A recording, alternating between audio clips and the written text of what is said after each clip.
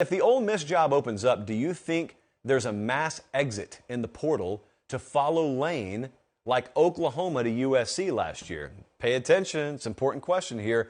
If so, how attractive or unattractive is Ole Miss when searching for their next coach? Okay, there's a lot to unpack here. So what Jim Dunaway's talking about there is very fresh in everyone's mind. Remember this time last year? It was next week last year, so 51 weeks ago. Lincoln Riley coaches his final game, as it turns out, at Oklahoma. He goes to USC, and a number of guys followed him, which kind of set the precedent that in the future, if a high-profile coach leaves a program, it's just to be expected that a number of his players may look to follow him. So then we get to this potential Lane Kiffin from Ole Miss to Auburn situation, and take Quinshon Judkins, for example. That kid's from the state of Alabama. Yeah, I'd imagine that there would be a lot of incentive for him to go from Ole Miss to Auburn if his head coach and maybe members of his staff currently go to Auburn. Yeah, I could see that. I don't know how big the chunk of the roster would be, but then the second part of Jim's question is, if a big chunk of the Ole Miss roster were to follow Lane Kiffin wherever he goes, in this case it would be Auburn, does that make the Ole Miss job less attractive? Now that, I don't necessarily think so, only because you got more spots that you can fill now. And also, who's to say that the coach they bring in would have wanted every player Ole Miss had to begin with? Like Mario Cristobal right now. If I were to give him a do-over, he comes into Miami. Manny Diaz leaves. Mario Cristobal, although he'd never say this publicly, can probably find like 20 to 25 kids on that roster that he wishes would have left.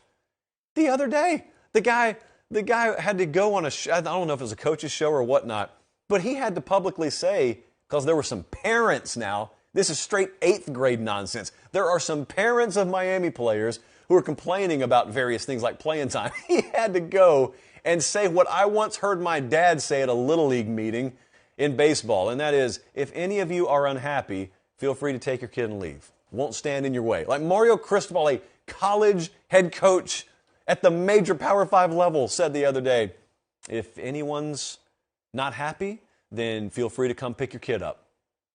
Right now. Feel free to come get them. So who's to say that that wouldn't happen at Ole Miss? I don't know that it would. I'm just saying you would already have some churn anyway.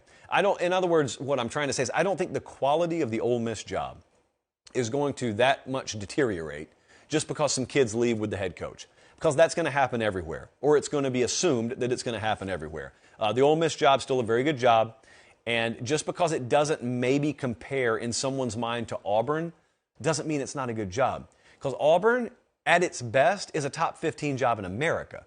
So you don't have to be a top 15 job in America to still be really good.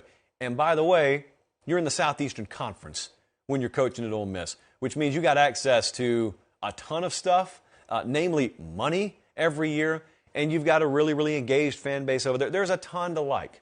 Very unique culture, ton to like about the Ole Miss job, if it comes open. And I can also tell you the backfilling process, which is what I call it, that's where a majority of the real meaty conversation is this time of year. Like, if I talk to agents, and I try and talk to as many of them as I can, fascinating world, man, just a fascinating world. But when I talk to them, they're not talking about Lane and Auburn right now. Because everybody knows, okay, that's either just going to happen or it's not, but everyone has spoken their piece on that. They talk more about what happens with the Ole Miss job if Lane leaves. Because they're already thinking 2 or 3 steps down the road of, okay, who are my guys that would be interested there? I can tell you from firsthand conversations, you'd have like 20 or 25 pretty legit candidates on the phone the second Lane Kiffin cleaned out his office at Ole Miss. So they won't hurt for finding someone legitimate. And then, of course, you got the putting them together of the staff, and you got where is that coach right now and where are those coaches right now. That's the backfilling process. That's what a lot of people are already working on, and no one even knows if he's taken the Auburn job yet, at least publicly. So, yeah, it's interesting. I was over on our site earlier today, Inside the Rebels, and I was reading some of David Johnson's work, and he made a really good point that I had, frankly, not thought of. He said, if they're waiting until the end of the year, let's just say this does go down, Lane Kiffin to Auburn. and they're waiting until the end of the year. Well, let's keep in mind, Ole Miss's season ends on Thanksgiving night. They play the Egg Bowl Thanksgiving night. The Iron Bowl is 48 hours after that.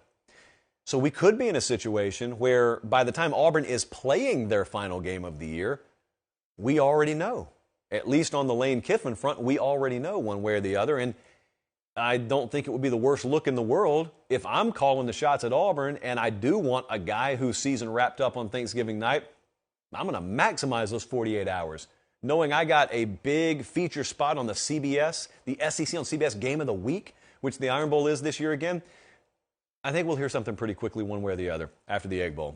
Thanks for watching, guys. Don't leave yet. Don't leave yet. Make sure you like the video and please subscribe to the channel. Not just for me. That's how we keep this entire thing free.